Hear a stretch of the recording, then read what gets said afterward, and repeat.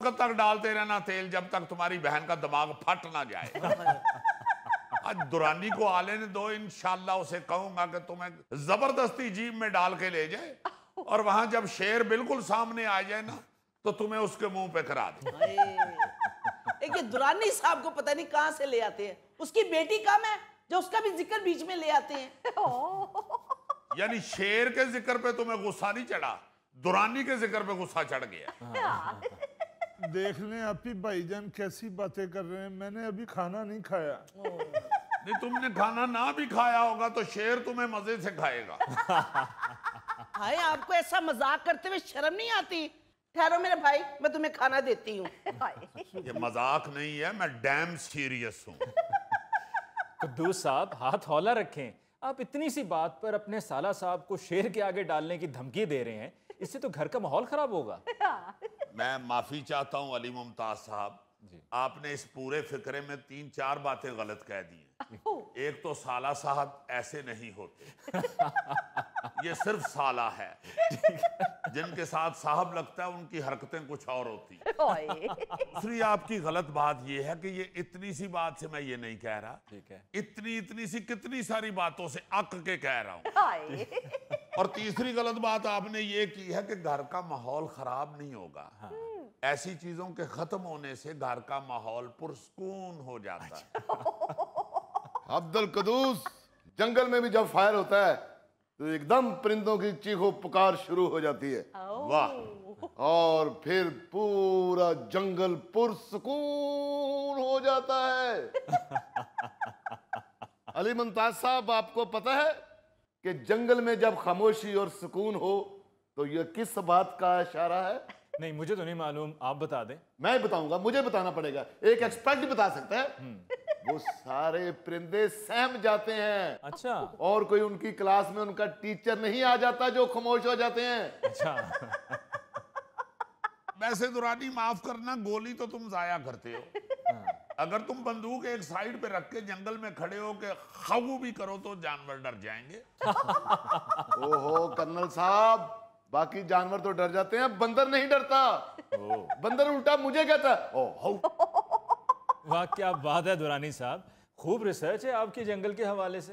काश कुछ रिसर्च अपने घर पे भी कर लेते तो बेटी को भी रहने के तौर तरीके आ जाते। किस तरह बात कर रही हो दुरानी के साथ? मेरा दोस्त है वो, कुछ ख्याल किया करो। तुम तो इस फूड ब्लेंडर के लिए खाना बनाने के लिए गई थी। गुड, क्या नाम दिया है, फूड ब्लेंडर। हर चीज रगड़ जाता है। जाओ इसे खाना दो जाके, और 2 कप चाय भी बना दो मेरे लिए और दुरानी के लिए। Thank you my dear. मुझसे नहीं बनती 2 कप चाय। एक उस कमबख्त शेफू को छुट्टी दे दिए, मुझसे नहीं बार बार किचन में खड़ा हुआ जाता। आप ही मेरे लिए तो खाना बना देना था, मेरे पेट में तो चूहे भाग रहे हैं। झूठ, बकवास, गलत। चूहे आम पेट में भागते हैं, गारों में डायनासोर भागते हैं, डायनासोर। बस बस, मेरे भाई को नजर ना लगाना। भाई, मैंने आपके लिए ना खाना टेबल पे लगा दिया है। ओ, इसका खाना भी टेबल पे लगता है? घर में खुरली नहीं बनाई? दुरानी साहब, पहले किचन में खड़े होकर ना मेरा दिमाग उबल रहा है। मेरा दिमाग मत खराब कीजिएगा। और जहां पे इसके लिए खाना बना दिया, 2 कप चाय बनाते हुए तुम्हें क्या तकलीफ महसूस हो रही है? बना दो चाय। एक मिनट कुद्दूस साहब, गर्मी सिर्फ मर्दों के लिए नहीं, औरतों के लिए भी होती हैं। मर्दों का क्या है, वो एसी के नीचे बैठे रहते हैं। औरतें सारा दिन किचन में काम करती रहती हैं और गर्मी बर्दाश्त करती रहती हैं। तो और क्या? चाय ही चाहिए तो प्यार से कह दीजिए कि बेगम साहिबा, मेहमान आए हुए हैं, चाय बना दीजिए। कौन है मेहमान? किधर है मेहमान? अरे मैं छोड़ूंगा नहीं मेहमानों को। कदूस, तुमने बताया क्यों नहीं कि घर में मेहमान आए हुए हैं? कहाँ है? बाहर आ जाओ मेहमान। ओहो दुरानी साहब, मैं आप ही का जिक्र कर रहा हूँ। ओ अली मुमताज साहब, मैं मेहमान नहीं, कदूस और मैं दोस्त हैं। अच्छा। और दोस्त भी ऐसे इतने फ्री कि एक दूसरे से मजाक करते हैं, एक दूसरे को धक्के देते हैं, बारिश में नहाते हैं, एक दूसरे पर बारिश का पानी फेंकते हैं। बारिश का पानी गंदा होता है, लेकिन हमारी दोस्ती पाक है। हमारी दोस्ती पाक है।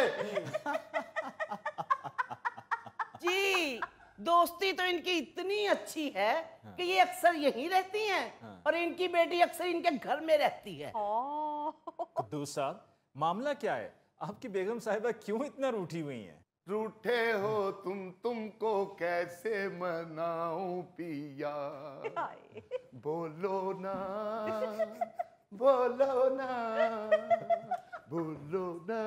ओए ओए ओए ओ नईरा चूरपुर।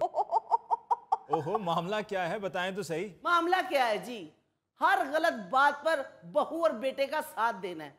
हम तो यहाँ खिदमत करने आए हुए ना। ओहो, बहू और बेटे पे तपी हुई है। मैंने समझा शायद शरफू छुट्टी पे चला गया इसलिए गुस्सा चढ़ा हुआ है।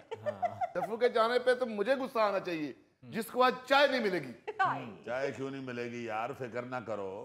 शरफू नहीं है तो फिर क्या हुआ, शरफू से ज्यादा अच्छी चाय बनाने वाले भी इस घर में मौजूद हैं। खबरदार मुझे चाय बनाने का कहा तो मेरा पहले ही दिमाग 48 डिग्री पे उबल रहा है।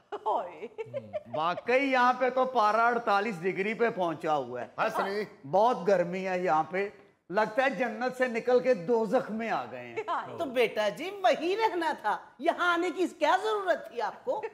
वो एक मिनट क्या हो गया है? वो वापस आया है, उसे 2 मिनट सांस तो लेने दो। चलो ले लें सांस, हमने कौन सा उसके मुंह से ऑक्सीजन मास्क खींच लिया है। सनी साहब, आप इतनी गर्मी में कहाँ गए हुए थे? जी हम लोग नथिया गली गए हुए थे। जी सनी बेटा, वहां बर्फानी चीते से मुलाकात नहीं हुई? हुई है जी, वो कहता था दुरानी अंकल को मेरा सलाम देना। डोंट वरी, मैं एक दिन खुद जाकर नथिया गली उसकी आंखों में आंखें डालकर उसका शिकार करूंगा। जी हाँ, इससे पहले कि वो ना तुम्हारा शिकार कर ले। नहीं करता शिकार बर्फानी चीता, बड़ा स्मार्ट होता है। वो अपनी डाइट का बड़ा ख्याल रखता है, वो फ्रेश गोश्त खाता है। चलो उसकी पार्टी के लिए तुम्हें साथ ले जाएंगे। जब तक वो तुम्हारी एक टांग खाएगा उतनी देर तक हम उसका शिकार कर लेंगे। हाय हाय, अल्लाह खैर करे दुरानी साहब, कोई बात तो सोच समझ के मुंह से निकाला करे। वो दुरानी के कहने का मतलब ये है कि चीता अब्दुलसलाम की टांग ऐसे खाएगा जैसे अब्दुलसलाम ने ईद पे वेड़े की टांग खाई है। लोग बकरे की टांग रोस्ट करा के खाते हैं।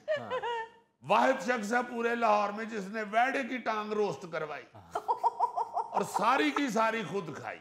कहता कोई इसके नजदीक ना आए, वेड़े ने मुझे यही टांग मारी थी, अब मैं ये सारी खाऊंगा। भाईजान, सनी इतने दिनों के बाद आया, उससे भी कोई बात कर लें।